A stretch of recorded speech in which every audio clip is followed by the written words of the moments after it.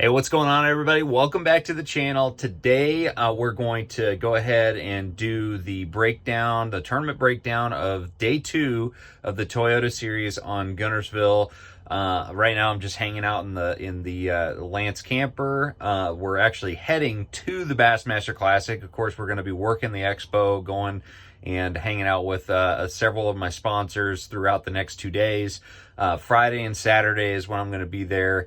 And so if you guys are going to the Classic too, I definitely want to bump into you. So come and find me. I'll definitely be at the Navionics booth, Navionics/Garmin booth. In fact, let me get my schedule out here. Let me tell you guys exactly where I'm going to be and when.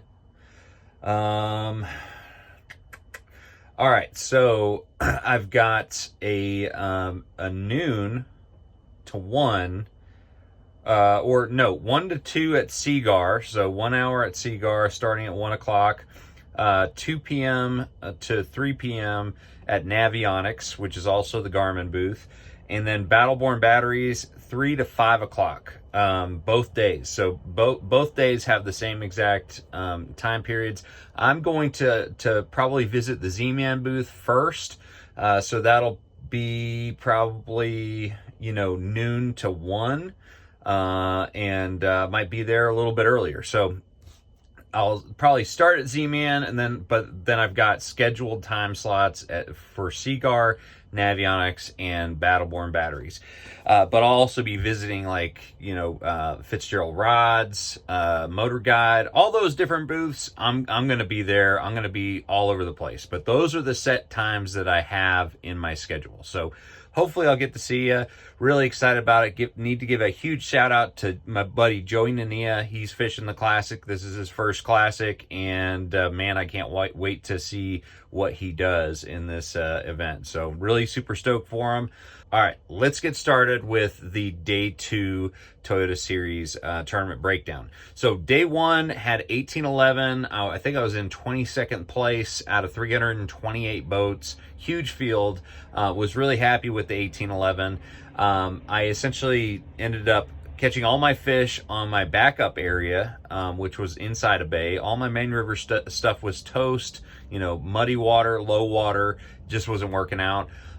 So I was like, man, I feel like I just barely, squeaked this out and barely, caught a decent limit. So going into day 2, I wasn't even sure if I had any fish left. I had left fish biting the first day, but I wasn't sure if there really was that much left. When you're fishing an area, you just never know if you've got enough for multiple days. So going into this day, really wasn't sure if I could catch them in that area that I caught them in day 1. But I was also hopeful that maybe my main river stuff would turn on. And so going to my spot, I ended up starting where I caught all my fish in day 1. I just at least needed to test it out. And as I was going there, I noticed that, number one, I knew that the water had risen about a foot that night. But I was looking at the watercolor when I was pulling into the bay that I was fishing, and it turned out it looked like the water was like a little bit greener, like it was clearer. And so that was something I made a mental note of early in the day. But nonetheless, I decided to start in my primary area. But let's go ahead and get this started, and we'll talk about the fishing. All right. So we're back in the general area where I caught them the first day, and we're using the same exact techniques. I'm using a 3/8 ounce jackhammer chatterbait to start the day, but because the water was rising, the only adjustment as far as bait goes was moving to a 1/2 ounce version. So same exact color, same exact trailer. We were using the Heights Hot Craw jackhammer, and then we were pairing that with a Fire Craw razor shads. That bait combination looked money. It was really good. And here we are, hooked up with our very first fish. That first bite of the morning, man, just gets you excited.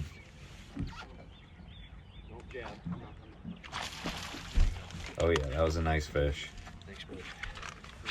Nice 3+ pounder.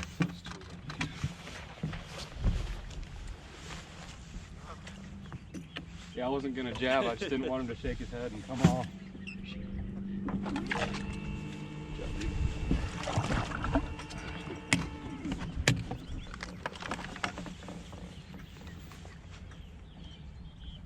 This was a good way to start the day. And again, just to kind of recap, you know, we were using that jackhammer chatterbait, switched to the 1/2 ounce. That was the main switch that I made. And the reason I did that is because I could get it deeper. Still using 20-pound Seaguar Tatsu and that 7.3 medium heavy Versa Series rod and a 7.2 to 1 gear ratio VLD10. Number 2, fish number 2. This was in short order. These were all pretty close together. This turned out to be actually my smallest fish of the week up until that point. Actually, the smallest fish I've caught. Found a little wild. Just had a big. So, you know, every day I found a new hot stretch. This was a little bit of a corner in the grass, and it seemed to be holding the majority of the fish that I was catching this day. I think because they were getting a little bit closer, wanting to go in the back of this pocket with the higher water. Another decent fish.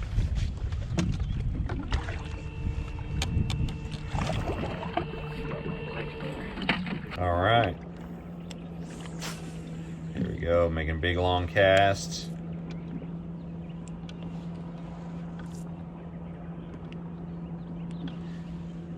I need to give a big shout out to Emil, my co-angler. Man, he usually fishes as a boater. Keep an eye out for this guy right here. He is going to be a really, really good fisherman. He already is. But he was also really, really awesome with the net. Really appreciate him, just like all my co-anglers this tournament. All right, this was the ugliest fish of the week. I'll take him. He wasn't even hooked. If he doesn't make it, it's because he's crooked. He had like a broken back. He was not in too good a shape. It was amazing. There you So go. all throughout practice, I had only caught fat 3+ pounders, and every day of the tournament, all of a sudden, some of these different fish ended up coming in here that ended up getting skinnier. They're almost like post spawn, but they were definitely not post spawn. It was very, very interesting to see the size class. So this is a bummer right here. Check this fish out. Oh. Now, the GoPro doesn't make it look big, but that was a 6-pounder, a legit 6-pounder. I mean, I'd be surprised if it was just an ounce less than 6 pounds. So that was a big loss. But here we are. This is we're kind of going fast now, but here we are on the main river. You know, I had lost that 6-pounder and really felt like I'd fished those areas so thoroughly in the bay. So I decided to come out here and see if these fish were on, and immediately started culling and catching quality fish out here. It was just incredible. The water clarity was a lot better. So that mud line had made its way through this area, so we had clear water, and it was just immediate. They were chomping. Here's another area.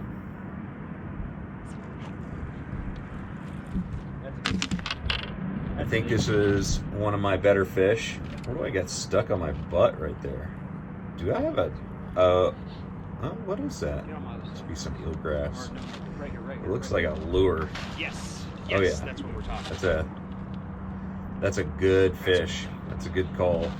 That's nice. So yeah, it was just amazing how, you know, a little bit extra water moving and the water clarity, how big of a difference that made for this bite here.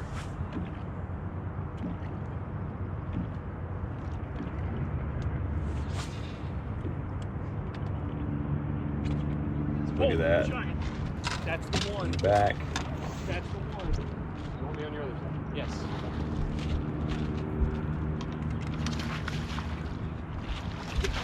Yes!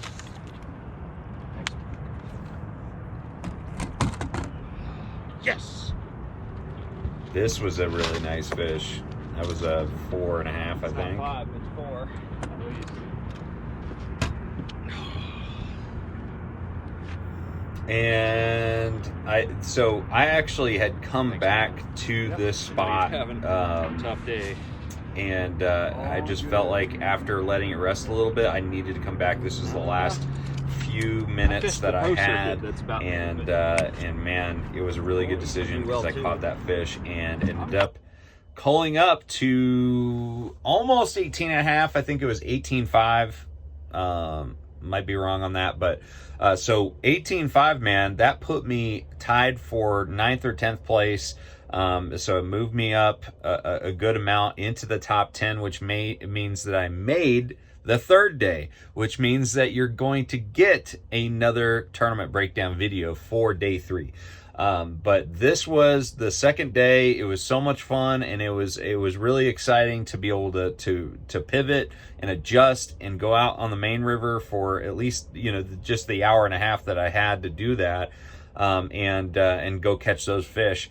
And so it was just really cool to be able to back up a good solid 18 plus pound bag with another good solid 18 plus pound bag. So going into day 3, I was really excited because man, things were just starting to jive. I was feeling very confident, but I knew the one thing that could hurt me was the muddy water coming down the river. If I could get another day without muddy water on the main river in my primary areas, I was pretty confident that I could just absolutely destroy them and catch a 20 plus pound bag, which was the goal on the final day. But we're going to leave that for the next video. Thank you guys so much for watching. Make sure you like, share, subscribe. If you like these videos, comment below also. And yeah, if you guys see me at the Classic, come up to me. Let's talk some fishing. Let's talk shop. And yeah, I'm going to see you out on the water and at Greenville. See you guys.